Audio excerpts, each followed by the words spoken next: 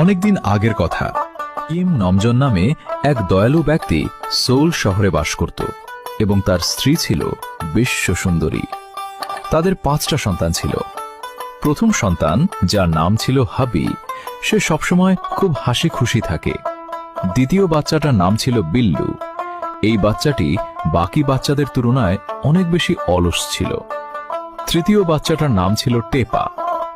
যে কোনো মানুষ তাকে দেখলে সহজেই তার প্রেমে পড়ে যেত। চতুর্থ বাচ্চাটির নাম ছিল তে। রূপে গুণে কোনো অংশ কম ছিল না তার। এবং পঞ্চম বাচ্চাটির নাম হল কুকি। বাকি 4 ভাইদের থেকে সে একটু বেশি চঞ্চল ছিল। কোনো জায়গায় স্থির হয়ে বসে থাকতে পারে না। সারাদিন খেলাধুলায় মেতে থাকে।